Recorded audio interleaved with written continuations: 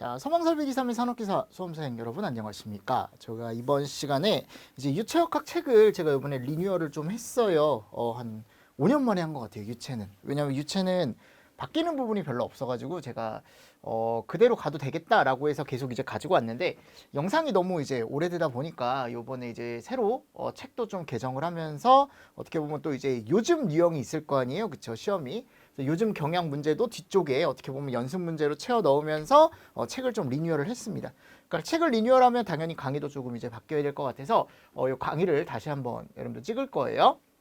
그래서 유체역학을 보실 때 똑같아요. 어차피 바뀐 내용은 제가 크게 없다 그랬잖아요. 근데 요즘 이제 유체와 이제 연력학 있죠. 연력학이 같이 나오니까요. 그죠? 경향 자체가 비슷합니다. 예전에도 얘가 이제 한 15문제 에서 한 16문제 정도 나왔고 요게 한 4문제에서 한 5문제 정도 나와요. 네. 요게 한 4문제에서 한 5문제 정도 나오죠. 여기가 15에서 16 그죠? 여기가 한 4에서 한 5문제 정도. 제가 항상 얘기하는 게 유체역학은 우리 생각보다 고득점이 어렵다. 그죠? 다들 그렇게 생각하시잖아요. 저만 그렇게 생각하는 거 아니잖아. 그죠? 그래서 이 고득점이 좀 힘들다 보니까 제가 항상 얘기하는 게 저는 목표를 요 정도로 잡고 가라 라고 말씀을 드립니다. 이거보다 더 많이 맞으면 더 좋고요. 더 많이 맞으면 좋고 요 정도를 저희가 목표로 삼고 가자. 그럼 점수로 하면 50점에서 한 60점. 당연히 이 이상 맞으시는 분들도 있습니다. 그냥 저는 좀 전략적으로 접근하자 라고 말씀을 드리는 거야 항상.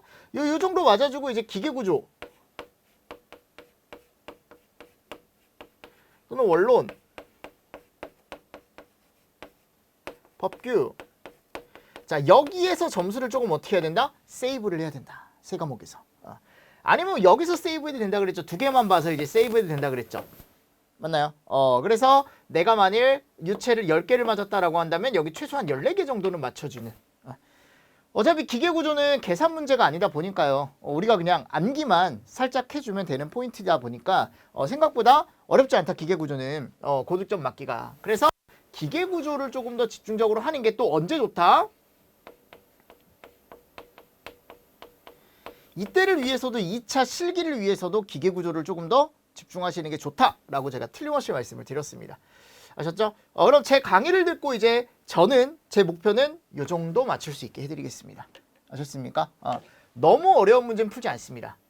막 이렇게 막 봤을 때 이제 문제 자체가 해설이 한 페이지가 들어가고 막 이런 거 있죠. 그런 거는 시간도 내가 봤을 때 그 시간에 투자를 하느니 차라리 그 문제 풀 바에야 다른 기본 문제 몇 번 더 풀어보는 게 더 낫다라는 거 내 말은. 그런 문제 안 틀리는 게 더 낫다라는 거죠.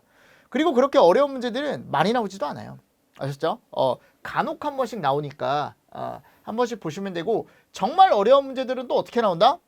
문제와 답을 외우고 가면 똑같이 나옵니다. 아셨죠? 그래서 그런 것도 제가 포인트로 잘 보라 그랬죠. 그림을 보고 나서 이 그림? 이 그림 어디서 많이 봤는데 이거 예전에도 나왔던 그림인데 그럼 답도 똑같아요. 이런 식으로 이제 가져가 주시면 유체도 어렵지 않습니다. 아셨죠? 어렵지 않으니까 너무 걱정하지 마시고 유체에 대한 걱정이 너무 많으시더라고 학생들이. 너무 걱정하지 마시고 저 믿고 따라오시면 제가 이렇게 합격까지만 딱 이끌어 드리도록 하겠습니다. 아셨죠? 그리고 실기 때 가면 실기를 위한 유체역학이 또 있으니까 그때는 또 그때 맞춰서 여러분들 실기를 위한 유체역학을 제가 또 따로 해드리면 되니까 지금은 이제 필기를 위한 유체역학을 한번 들어가 보도록 하겠습니다. 아셨죠? 네. 그래서 책 같은 경우는 일단 똑같아요. 어차피 우리가 챕터가 다 있을 거예요. 그죠? 그래서 챕터가 다 있고 1장, 2장, 3장, 4장이 있고 1장 뒤에 이제 제가 이제 그냥 연습 문제를 쭉 모아놨어요. 1장에 관련된 연습 문제. 그리고 옆에다가 이제 기출, 요게 이제 몇 년도에 나왔던 기출인지 이런 것들 같이 넣어놨으니까 챕터를 다 배우고 난 다음에 그 챕터에 대한 문제도 계속적으로 풀어오시면 결국 그 뒤에 있는 문제 제가 이렇게 챕터별로 문제를 넣어놨다 그랬잖아요. 그 문제가 다 기출 문제거든요. 그래서 그 문제만 여러분들이 반복적으로 풀어보셔도 충분히 어떻게 보면은 아까 얘기했던 요 점수 충분히 맞추실 수 있고요. 그래서 앞에 있는 문제를 반복을 해서 풀어본 다음에 맨 뒤에 이제 제가 관연도 출제 문제라고 해가지고 연도별로 또 유체역학을 넣어놨어요. 그러니까 2번 푸는 거예요. 2번. 챕터별로 한번 풀어보고 그리고 시험지 형태로 20문제씩 묶인 거 한번 풀어보고 그러면은 제가 봤을 때 한 2번 정도 풀어보면 대충 이제 유체역학에 대한 느낌이 옵니다. 아셨죠? 느낌이 오니까 그렇게 해서 좀 마무리를 하자고요. 그리고 유체역학은 이론도 중요하지만 항상 공학이라는 게 중요한 게 뭐냐면 문제를 많이 풀어봐야 돼요. 문제를 많이 풀어봐야 내가 이 문제를 어떻게 해결할지가 이제 익숙해져서 문제를 풀 수가 있거든요. 그래서 그런 것도 연습을 한번 해보도록 하겠습니다. 아셨죠? 그래서 제가 처음에 거기 책에 가보시면 1장에 뭐가 들어가 있냐면 여기서부터 들어갈 거예요. 유체 정의와 성질부터 해서 뒤쪽에 이제 맨 뒤에 가보면 연력학까지 한번 강의를 진행을 해보도록 하겠습니다. 아셨죠? 그럼 우리가 먼저 유체역학이라는 걸 배워야 되잖아요.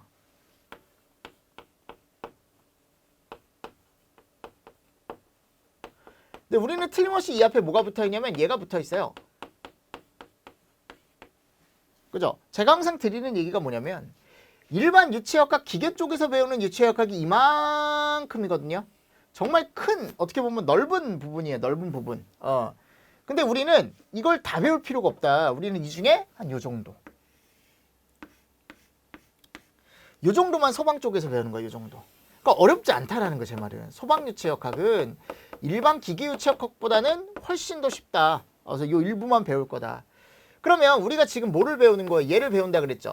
유체라는 걸 배운다 그랬죠. 아니 그러면 유체가 뭐냐라는 거지. 유체가. 그래서 유체는 우리가 먼저 뭐를 봐야 되냐면 물질이라는 걸 봐야 돼요. 자, 여러분들 물질을 봤을 때 물질 3상태라는 게 있잖아요. 딱딱한 게 있죠. 걔를 우리가 뭐라고 합니까? 고체. 그죠? 그리고 얘보다 조금 자유로운 영혼들이 있어요. 근데 이제 잘 흐르는, 고체보다 잘 흐르는 얘가 액체.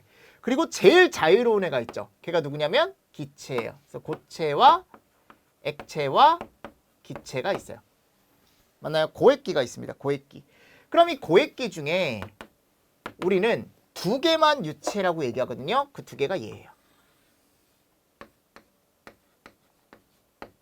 액기스만 뽑는다라고 해서 액체와 기체만 우리가 유체라고 얘기합니다. 그럼 얘네 둘의 특징, 고체와 다른 특징이 있기 때문에 고체는 유체라고 하지 않고 액체와 기체만 유체라고 하는 거겠죠. 그죠? 그럼 액체와 기체는 고체와 다르게 어떤 성질을 가지고 있냐면 작은 전단력에도 연속적으로 변형하여 유동하기 쉽대요. 그러니까 이게 무슨 말이냐? 이 전단력이라는 건 그냥 힘이라고 보면 됩니다. 그러니까 이거지. 내가 작은 힘을 주더라도요. 액체와 기체는 정말 쉽게 유동이 된대요. 변형도 쉽고 유동시키기도 쉽대요. 뭐는? 액체와 기체는. 요거는 꼭 알고 있어야 돼요. 아시죠? 쉽게 변형할 수 있는 물질이다라고 되어 있는데 고체는요. 예를 들어 내가 여기에 지금 뭐 플라스틱이 있다. 여기 지금 플라스틱 있잖아요. 이게 고체잖아요. 얘네들이 이제 어떻게 보면 뭐 고분자 물질이다라고 해가지고 어떤 이제 분자들을 내가 이제 꽉 모아서 집적화시켜서 고체라는 딱딱한 걸 만든 거거든요. 그럼 내가 얘를 쉽게 변형을 시킬 수가 있냐? 자, 봐봐 여러분들. 안 부러져요. 안 부러집니다. 쉽게 변형이 되지 않습니다. 무슨 말씀인지 아시겠죠? 근데 액체와 기체는 쉽게 변형이 되죠. 물도 마찬가지고. 그죠? 기체도 눈에 보이지 않지만 내가 이렇게 휘휘 저으면 요 공기가 어떻게 돼요? 쉽게 움직이죠. 그죠? 쉽게 유동이 된다는 겁니다. 내가 조그만 힘을 주어도 얘를 밀어줄 수가 있다는 거지. 근데 고체는 그게 쉽지 않다는 겁니다. 그래서 고체를 우리가 유체라고 얘기하지 않습니다. 아셨죠? 그래서 유자가 이게 흐를 유자야. 흐를 유. 쉽게 흐르는 물체라는 거예요. 무슨 말씀인지 아시겠습니까? 그래서 우리는 유체 중에 소방 유체라는 걸 얘기할 때 제가 유체는 뭐하고 뭐가 있다 그랬죠? 방금 얘가 있다 그랬죠. 맞나요? 그럼 소방 유체의 액체 종류에는 뭐가 있냐면 우리 불 끌 때요. 뭐 많이 씁니까? 근데 불 끌 때 보통 뭘로 많이 꺼요, 우리? 그쵸? 얘로 많이 끄죠? 맞습니까? 그러니까 소방 유체의 대표적인 액체 종류 중에 하나가 얘예요. 시험지에 얘가 진짜 많이 나오죠. 왜냐하면 소방 쪽에서 물을 정말 많이 사용하거든요. 그럼 소방 유체의 기체는 뭐냐면 이런 것들. 이산화탄소 소화약제라던가 할론 소화약제라던가 또는 할로겐 및 불활성 기체 소화약제라던가 맞나요? 등등등등등. 그러니까 이런 애들을 가지고 우리가 액체와 기체로 나눴을 때 얘네들을 뭐라고 하더라? 소방유체라고 얘기하더라. 그러니까 소방유체역학을 배우는 이유는 우리가 약재로 이런 애들을 쓰기 때문이에요. 불을 끌 때. 아셨습니까? 그래서 유체역학이라는 걸 배우는 거예요. 왜냐하면 학생들이 나한테 물어보거든. 아니 선생님, 이 유체역학이라는 걸 우리가 왜 배워야 됩니까? 도대체.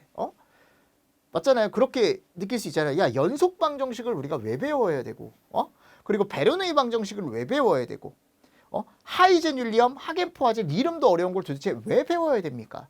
우리가 유체를 약재로 쓰기 때문에 배우는 겁니다. 라고 제가 항상 말씀을 드립니다.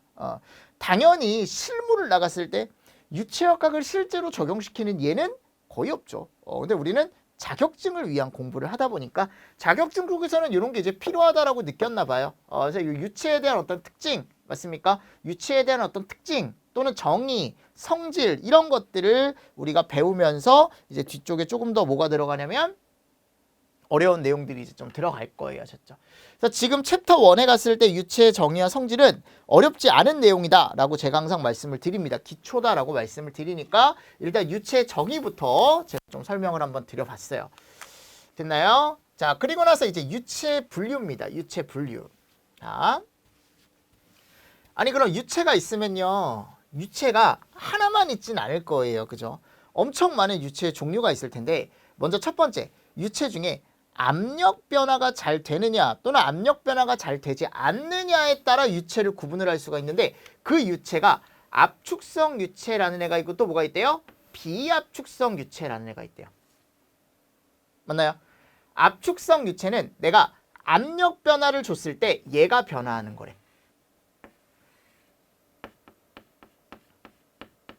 최적 부피 같은 말입니다. 근데 보통 이제 부피가 변한다라고 얘기를 많이 하죠. 그러니까 내가 여기서 이제 갔을 때 어떤 유체가 이렇게 있는데 뭐 액체다 또는 기체다라고 했을 때 내가 처음에 여기 압력 P1을 줬어요. 이게 압력이 압력. 어제 뒤에서 배울 거예요. 압력 P1을 줬을 때 부피가 요 정도였대요. 메타 3승 많이 쓰거든요. 리터나. 얘가 부피예요. 압력의 단위는 파스칼이라고 해서 뒤에서 배울 겁니다. 아셨죠? 근데 내가 여기서 이제 압력을 조금 더 줘보는 거예요.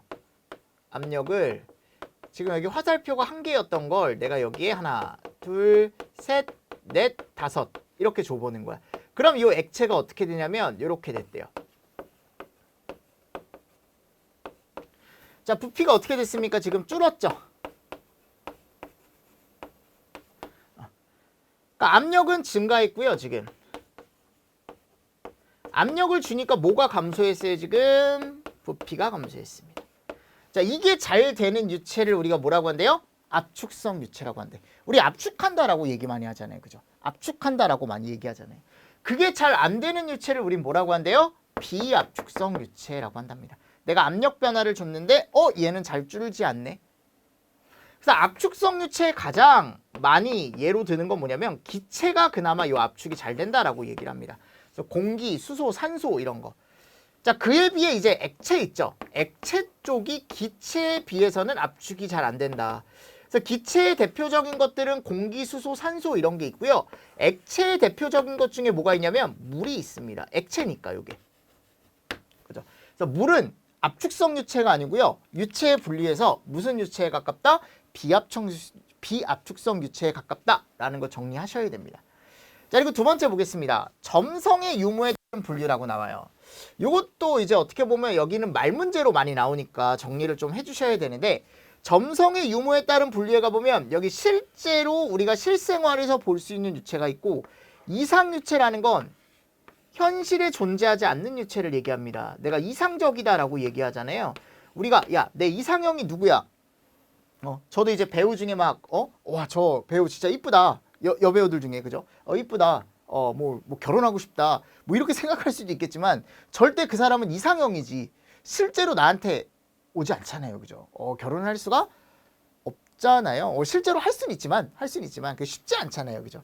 그러니까 실제로 현실에서 존재하지 않는 유체를 우리가 이상유체라고 하는 거고 현실에 존재하는 유체를 뭐라고 하냐면 실제 유체라고 하는데 두 가지를 나눌 때 가장 대표적인 게 뭐가 있냐면 실제 유체는 얘가 존재해요. 점성. 근데 이상 유체는 뭐가 없어요? 점성이 없어요. 점성이라는 게 뭐냐면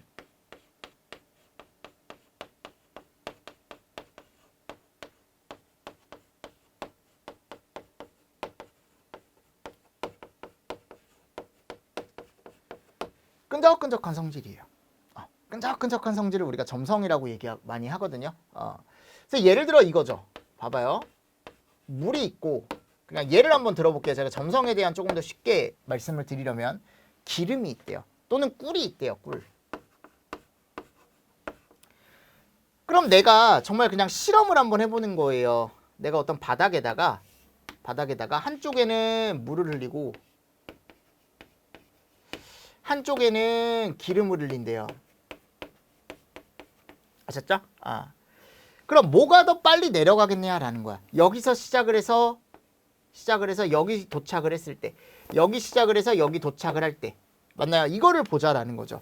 그럼 당연히 뭐가 빨리 도착하냐면 얘가 빨리 도착을 합니다. 얘가 더 빨라요. 그죠? 얘는 그거보단 좀 느릴 거야. 꿀이 조금 더 느릴 거예요. 그 이유가 있다라는 거지. 그 이유는 뭐냐면 물이 점성을 비교했을 때, 물과 기름 또는 꿀의 점성을 비교했을 때 어디가 더 크다라는 거예요? 항상 기름이 더 크다라는 거. 얘가 끈적끈적하다라는 거지. 얘는 미끈미끈합니다. 조금 더 스무스하게 밑으로 내려오겠죠. 그럼 이 점성은 얘가 더 끈끈하다라는 건 여러분들이 알고 있잖아요. 그럼 끈끈하면 뭐가 커지냐면 이게 커질 수밖에 없어요. 바닥과의 마찰이. 맞나요? 얘는 마찰이 이 정도밖에 안 돼. 매끈매끈하기 때문에. 근데 얘는 마찰이 이만큼 걸린다라는 거죠. 그럼 마찰이라는 게 뭐냐? 결국 얘가 앞으로 가지 못하게 잡고 있는 성질이다라고 생각하시면 되거든요. 그러니까 바닥은 가만히 쓰려고 그러고 기름은 계속 내려가려고 하는데 바닥 입장에서는 얘가 내려가는 게 마음에 안 드는 거야. 그러니까 계속 저항을 건단 말이에요. 그리고 얘 자체도 지금 끈적하기 때문에 조금 더 저항이 크게 걸릴 수밖에 없다라는 거. 얘 자체도 잘 못 내려가는데 유체 성질에 의해서 바닥도 잡고 있으니까 더 천천히 내려가는 거야, 이거는. 그래 얘는 그렇지 않다라는 거죠.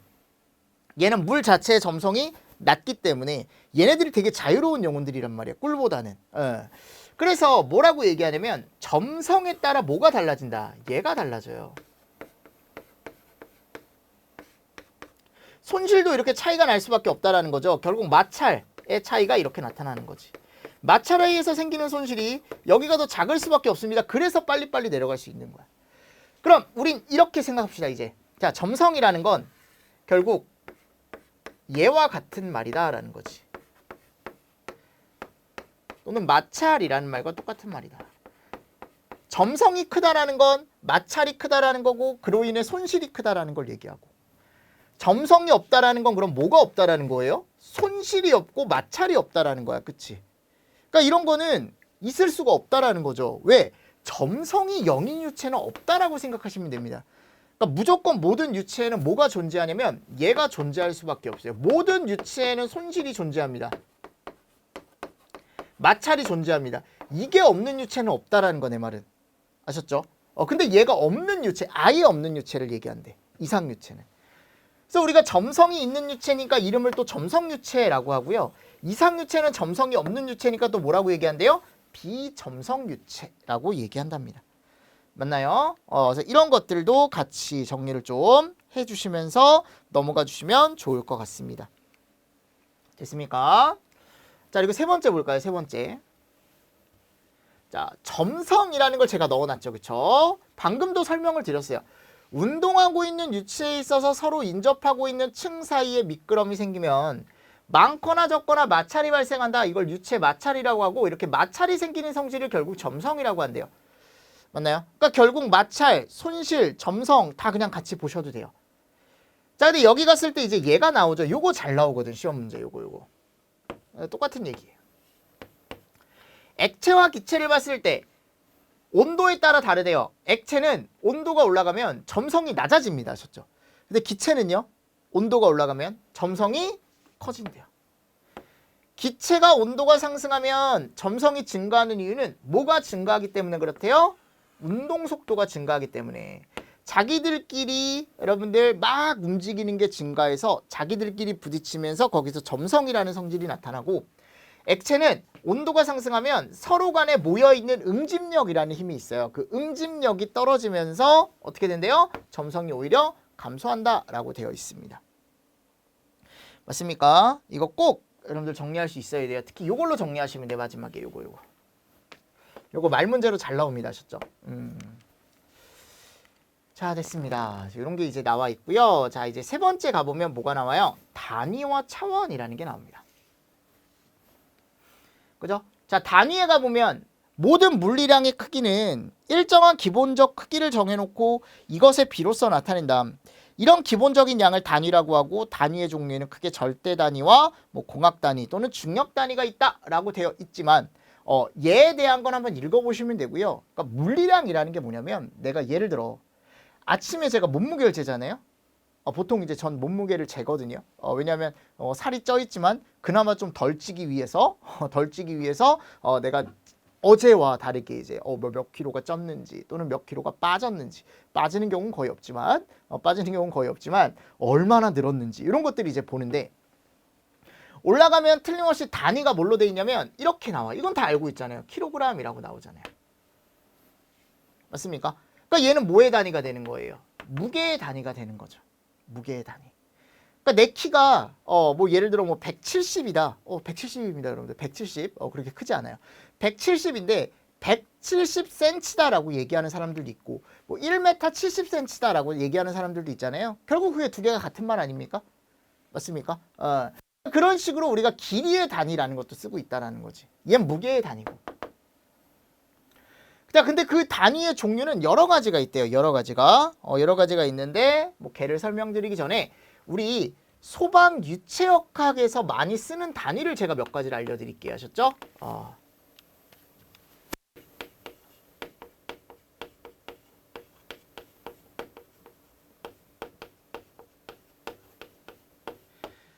그러니까 정말 많이 나오는 게 이제 뭐가 많이 나오냐면 길이, 또 시간 단위 많이 나오고요.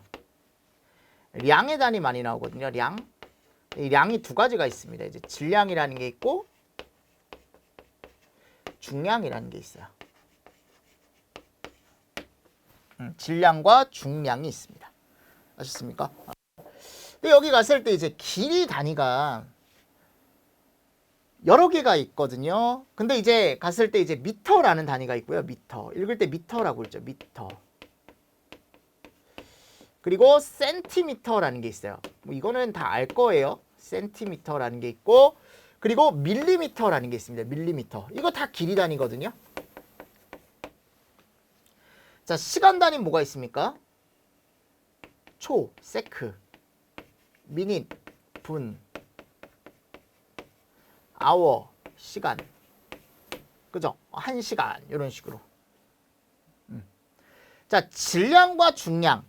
질량이 뭐고 중량이 뭐냐면 질량은 외력이 존재하지 않습니다. 외부에서 주는 힘이 존재하지 않고 얘는 절대값이에요. 절대값. 절대적으로 변하지 않는 값이다라고 생각하시고 얘는 외력이 존재합니다. 그래서 시시각각 그냥 값이 변한다라고 생각하시면 돼요. 주변 영향을 되게 많이 받아요. 중량은. 근데 질량은 주변의 영향을 받지 않습니다. 무슨 말씀인지 아시겠습니까? 그래서 질량을 우리가 보통 얘기할 때 이렇게 킬로그램이라고 얘기를 하는데 얘도 우리가 킬로그램이라고 얘기하거든요. 근데 제가 아까 아침마다 몸무게 잰다 그랬죠. 몸무게를 잴 때 나오는 무게, 량은 질량이 아니고 중량입니다. 왜냐하면 우리 지구에는 내가 예를 들어 여기 이 지구가 있잖아요, 여러분들. 내가 여기서 몸무게를 잰대요. 그럼 여기 안에 내 몸무게 플러스 뭐가 추가가 되냐면 얘가 추가가 됩니다. 지구에서 중력이라는 게 작용하거든요. 그 중력이라는 게 위에서 아래로 작용하기 때문에 사과도 위에서 아래로 떨어지는 거고 우리가 위로 뜨지 못하는 이유는 중력이라는 게 작용하기 때문에. 맞습니까? 그럼 지구 중심으로 작용하는 중력이라는 게 내 몸무게에 영향을 줄 수밖에 없거든요. 그래서 이 중력이 포함된 값이 중량이에요. 그러니까 주변에 있는 어떤 힘에 의해서 내 무게가 달라지는 거죠. 걔가 중량이라고요. 그럼 이렇게 중력이라는 게 없는 공간에서 내 순수한 몸무게를 우리가 뭐라고 하는 거냐면 질량이라고 하는 겁니다. 무슨 말씀인지 아시겠습니까? 그래서 읽는 값이 조금 달라요. 질량은 킬로그램은 킬로그램인데 뒤에 M자를 붙이고요. F자를 붙입니다. 아셨습니까? 그래서 읽을 때 어떻게 했냐면 질량은 킬로그램 mass, 중량은 킬로그램 폴스, 됐습니까? 그래서 매스와 폴스 이렇게 나뉜다라는 거. 똑같이 킬로그램으로 쓰는데 또는 얘를 이제 포스 말고 중 이렇게 쓰는 경우도 있어요. 중력이 가산된 무게다라고 해서. 근데 요즘은 또 이 중량이라는 단위를 우리가 또 힘이라고 얘기하거든요. 힘, 폴스라고 해서 중량과 힘은 그래서 같은 말이다라고 생각하시면 되고요. 중량이나 힘의 단위 중에 요즘 많이 쓰는 단위가 하나가 있어요.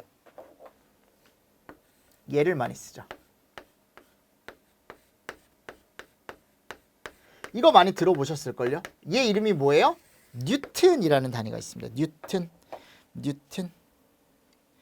됐나요? 그래서 이것도 같이 정리를 좀 잘 해주셔야 됩니다. 됐습니까? 잘 정리를 해주시면 좋습니다. 일단은 요게 이제 많이 쓰는 단위고요. 자, 여기서 이제 추가적으로 몇 가지 말씀드릴게요. 뭐를 추가적으로 말씀드릴 거냐면, 자, 길이 단위가 메타, 센티미터, 밀리미터가 있다 그랬죠. 그러면 얘와 얘는 같은 길이 단위예요. 그래서 얘 간에 뭐가 가능하냐면 단위 환산이라는 게 가능합니다. 여러분들이 아시고 계실 거예요. 아마 요거는 길이에 대한 단위 환산을 할 수 있을 거예요. 제가 생각했을 땐 많이 들어봤던 단위 환산이라. 혹시 1m는 몇 cm인지 알고 계십니까? 잘 안 보일 수도 있어요. 파란색은. 다른 색으로 쓰겠습니다. 써놓고 보니까 1m는 몇 cm인지 아십니까? 네, 100cm입니다. 몇 cm라고요? 100cm. 요게 단위 환산입니다. 또 1cm는 몇 밀입니까? 10mm죠. 맞나요?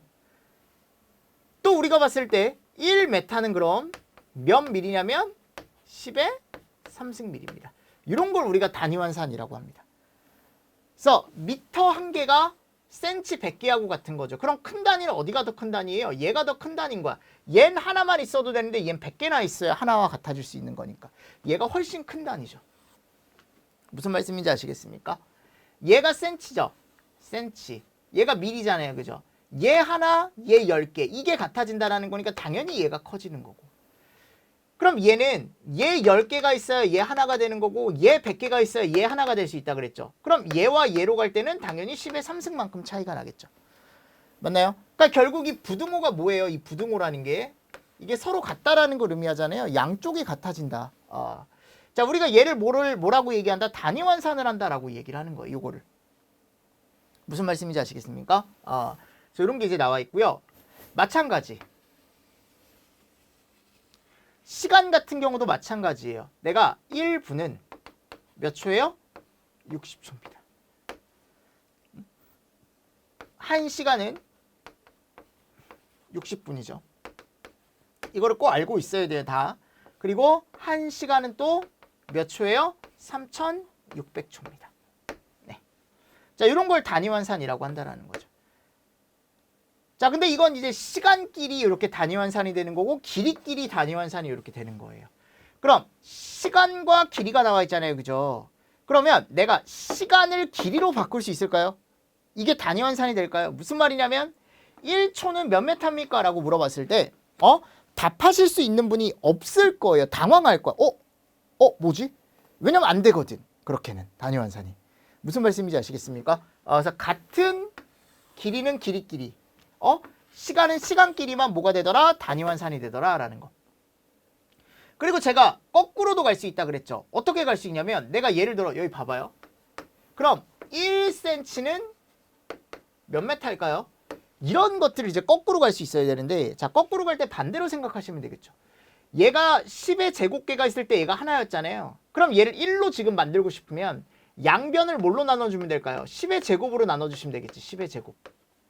맞습니까? 그럼 얘가 1이 될 거고 여기가 또 10의 제곱이 나눠지니까 10의 제곱분의 1이 되겠구나. 뭐 이런 식으로. 그죠? 마찬가지 다 거꾸로 가주시면 됩니다. 거꾸로 가주시면 됩니다. 만일 뭐 예를 들어 뭐 얘를 바꾸고 싶다? 그럼 1초가 몇 분이냐라고 한다면 60분의 1분이 되겠죠. 됐나요? 자, 됐습니다. 자, 그래서 저거를 우리가 이제 단위환산이라고 한다라는 거고, 킬로그램 매스와 킬로그램 폴스 같은 경우는요, 일단은 예를 들어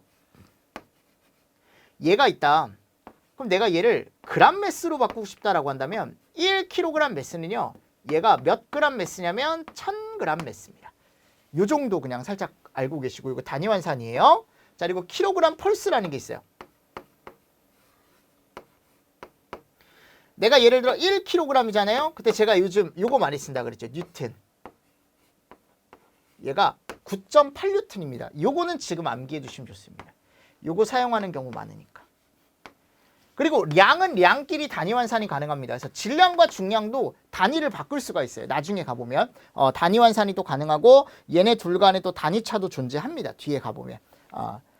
아셨죠? 그래서 이것도 같이 이렇게 이제 정리를 좀 해주시면서 넘어가시고, 지금 제가 써드린 요 단위들 중에 요런 미터 있죠, 미터. 노란색으로 미터. 뭐 여기 세크, 메스, 폴스. 그러니까 무슨 말이냐면 길이 단위가 엄청 많잖아요. 이거 말고도 여러 가지가 있거든요. 뭐 킬로메타도 있을 수 있고, 그죠? 자, 여기도 마찬가지 초, 미닛, 아워 이런 게 있잖아요. 그리고 질량과 중량이 있는데, 우리는 시험이 나오면 단위를 이런 것들로 통일하는 게 좋습니다. 이렇게 별표 친 단위로. 폴스 아니면 여기는 뉴튼. 그러니까 얘를 우리가 이제 기본 단위로 많이 써요. 그러니까 만일 지문에, 문제 지문에 센티미터로 조건이 나와 있다면 우리는 이 센티미터를 다 뭘로 바꿔주면 돼? 미터로 바꿔주면 돼요. 만일 밀리미터로 답이 주어졌다? 조건이 주어졌다? 그럼 나는 얘를 미터로 바꿔주면 답이 더 빨리 나옵니다. 보통 일반적으로. 그래서 하나로 단위 통화를 하는 게 상당히 중요해요. 문제 풀 때. 그래서 내가 길이 단위가 뭐 어디는 센티미터가 들어가 있고 어디는 밀리미터가 들어가 있고 이러면 안 되고, 무조건 하나로 통일을 해야 돼. 길이 단위를. 지문상에, 조건상에. 그래서 내가 보통 걔를 이제 미터로 다 바꾸는 경우가 많고요. 시간 단위는 세크로 바꾸는 경우가 제일 많고, 질량은 킬로그램 매스 그대로 여러분들 쓰시면 되고, 중량은 킬로그램 폴스나 뉴턴으로 바꿔주시면 문제가 더 쉽게 풀립니다. 단위환산이 쉽게 돼요. 그래서 이런 것들은 저하고 뒤에서 연습을 하시면 되고요. 무슨 말씀인지 아시겠습니까? 그래서 이게 이제 어떻게 보면 단위에 대한 조금 그 개요 정도로 좀 봐주시면 좋을 것 같습니다. 됐습니까? 네. 그럼 이제 책으로 한번 볼게요. 네, 단위에 대한 정의가 나와 있고, 자, 여기 뒤에 첫 번째에 가보면 종류가 나와 있죠. 절대 단위라는 게 있대요. 자, 절대 단위계에서는 길이, 질량, 시간의 단위를 미터로 쓰고요. 얘가 길이 단위죠, 길이. 얘가 질량 단위래요, 질량. 매스 단위가 되는 거죠, 매스. 세크, 시간 단위. 얘를 기본 단위로 쓰고요. 앞글자를 따는 거야. M, K, S. 얘를 MKS 단위계라고 부른대요. 절대 단위계를. 아셨죠? 요 세 개를 쓰는데. 그리고 힘의 단위를 뉴턴이라고 쓰는데 이 뉴턴 단위를 요즘 많이 쓴다고요. 근데 이 뉴턴을 어떻게 만든 거냐면 나중에 아니고 여기서 그냥 보고 가시면 되는데, 뉴턴의 제2법칙이라는 게 있어요. 간혹가다 시험 문제가 나오거든요. 얘 이름을 우리가 가속도의 법칙이라고 얘기합니다.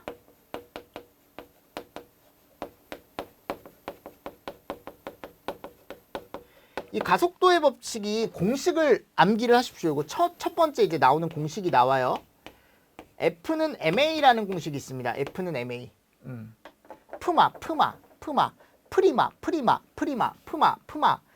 파마 뭐 이런 식으로 외우거든요, 학생들이. 그럼 F는 뭐냐면 중량이에요. 또는 무게입니다. 또는 힘이라고 얘기를 해요. 근데 얘 단위를 뭘 많이 쓴다? 여기서는 뉴턴이라는 단위를 많이 쓰는 거고, 뉴턴이 이렇게 해서 만들어진 거예요. 자, 얘가 이름이 뭐냐면 M이죠. 매스, 질량입니다. 아셨습니까? 그리고 얘가 뭐냐면 가속도예요. 얘 이름이 뭐라고 여러분들? A가 가속도예요. 우리가 항상 이렇게 공식을 만들 땐 이렇게 기호를 씁니다. 기호. 근데 이게 중량에 대한 기호예요. 폴스라고 해서 중량에 대한 기호, 무게에 대한 기호. 맞습니까? 또는 힘에 대한 기호를 이렇게 쓰고, 질량에 대한 기호는 제가 아까 매스라고 읽는다 그랬으니까 앞에 있는 M자를 따서 이렇게 M이라고 많이 쓰고요. 가속도는 A라고 많이 씁니다. 그러니까 이거죠. 내가 순수한 값에다가 순수한 어떤 무게, 내가 아까 외력이 존재하지 않는 무게라 그랬죠. 요 외력이 존재하지 않는 절대값인 무게에다가 뭐를 고려하면? 가속도라는 걸 고려하면 얘가 나온대요. 원래는 지구에는 제가 뭐가 존재한다 그랬죠? 중력이라는 게 존재한다 그랬죠. 그 중력이라는 게 존재하면 거기에서 뭐가 발생하냐면 가속도가 발생하거든요. 그래서 지구에는 항상 중력 가속도가 몇으로 작용하고 있냐면 얘는 암기하시면 좋습니다.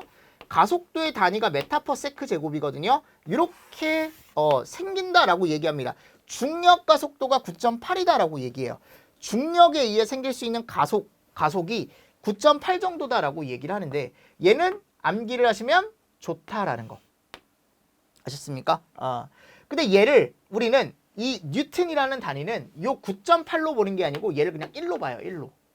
그래서 뉴턴이라는 단위는 어떻게 만들어진 거냐면 1뉴턴은 1kg 매스의 어떤 물질의 가속도를 1이라고 가정했을 때를 1뉴턴이라고 얘기하는 거거든요. 그럼 1뉴턴이 이렇다라는 게 나와요. 이렇게.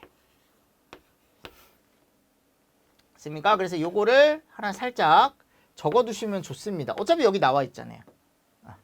그래서 1뉴턴의 정의를 우리가 이렇게 얘기를 합니다. 1kg 매스의 물질의 가속도 1m/s 제곱이 작용이 됐을 때 무게 또는 힘을 우리가 1뉴턴이라고 얘기하는 거예요. 근데 실제 지구에서는 이게 1이 존재하지 않습니다. 진짜 9.8이 걸려요. 근데 얘를 그냥 1로 가정을 했을 때 무게예요, 뉴턴은. 그래서 뉴턴이라는 정의를 제가 거기다가 넣어놨고요. 자, 두 번째 갔을 때 공학 단위라는 게 있어요. 공학 단위. 자, 중력 단위라고 되어 있죠. 자, 중력 단위계에서는요, 길이, 시간 단위를 미터와 세크를 사용하고요. 힘의 단위는 1kg의 물체의 중력 가속도 9.8이 가해진 무게 1kg 중이라는 걸 단위로 사용한대요. 아까에서는 이제 뉴턴을 사용했고 지금은 킬로그램 폴스, 킬로그램 중이라는 걸 사용을 한대요. 그럼 이 1kg 중, 1kg 폴스는 뭘 얘기하는 거냐면 똑같이 중량, 무게, 힘이거든요.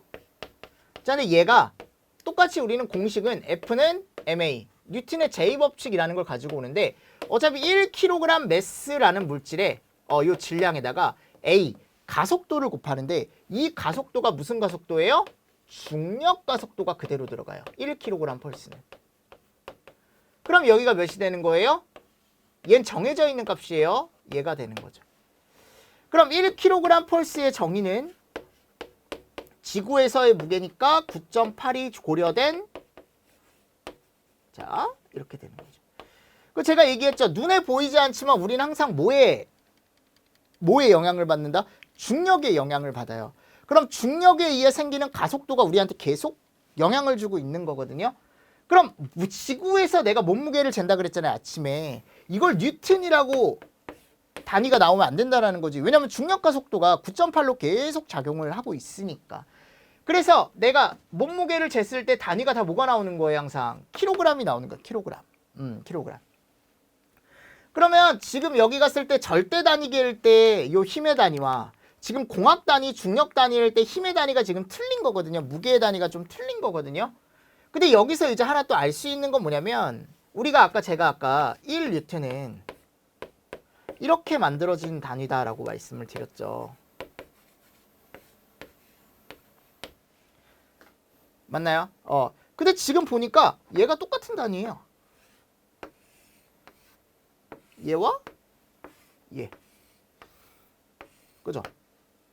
맞나요? 그럼 얘가 9.8이 됐으니까 뉴턴도 몇이 된다라는 거예요, 결국. 9.8이 된다라는 거지.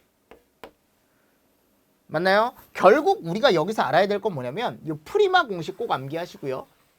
프리마는 암기하시고 얘 암기하시면 돼. 특히 요 끝에서 끝. 1kg 펄스는 몇 뉴턴하고 같다? 9.8 뉴턴하고 같다. 이게 부등호라고 했으니까. 꼭 암기하십시오. 이거. 요거는 쓸 데가 많습니다. 서로 간에 뭐가 가능하다? 이렇게 단위 환산이 가능하다라는 거. 시험 문제 다른 건 절대 안 나와요. 하셨죠? 대신에 요 정도는 알고 있어야 돼. 이런 거 여러분들 뭐 내가 1뉴턴의 정의와 1kg 펄스의 정의 시험 문제가 나온다 안 나온다? 안 나온다니까. 안 나와요. 안 나오는데 우리는 프리마라는 공식을 좀 알고 있어야 돼서 제가 이렇게 이제 만들어진다라는 걸 보여드린 거고 결론적으로 이 두 개의 단위 환산 1kg은 9.8 뉴턴이다라는 걸 제가 좀 보여드리기 위해서 이렇게 설명을 좀 드린 거예요. 자, 세 번째가 보면 이제 SI 단위라는 게 나와요. 그래서 이거는 이제 국제도량협회에서 채택한 단위다. 그러니까 국제적으로 단위를 통일을 했다라고 생각하시면 되거든요. 우리 이 단위는 이걸 기본 단위로 쓰자라고 해서 약속을 한 거야. 왜냐면 나라별로 뭐가 틀리다 보니까 단위나 이런 게 다 틀리다 보니까 약속을 한 겁니다. 그냥 길이 단위는 이걸로 통일을 하고 질량 단위는 이걸로 많이 쓰고 이렇게 이제 통일을 한 건데 밑에 가보면 제가 아마 기본 단위와 보조 단위라는 걸 넣어놨을 거예요. 근데 우리 소방 기계 유체역학에서는 이 세 개밖에 안 나오죠. 길이, 질량, 시간. 그래서 제가 아까 이 세 개 암기를 해주셔라 라고 말씀을 드린 거야. 맞습니까? 요 세 개. 길이 단위, 질량 단위, 시간 단위. 전류는 안 나오고요. 연력학. 그래, 요거는 한번 보셔야겠네. 연력학 온도. 요거 잘 나오거든. 요게 이제 우리가 도시라는 온도에다가 273을 더했을 때 절대 온도라는 켈빈이라는 게 나와요. 요거 뒤에서 어차피 배울 거니까. 몰은 거의 안 나오고요. 광도 칸델라, 평면각이나 입체각. 안 나옵니다. 우리 쪽에서. 아셨습니까? 네, 그래서 위쪽에 나와 있는 거 잘 보시고. 자, 그리고 유도 단위라는 게 있어요. 유도 단위. 자, 유도 단위는 뭐냐면요. 밑에 가보면 위에 있는 얘네들을 조합을 해서 만든 단위다라고 생각하시면 되거든요. 아마 이거는 많이 보셨을걸요? 가로 곱하기 세로. 얘가 무슨 단위예요? 면적. 거기다가 높이를 곱하면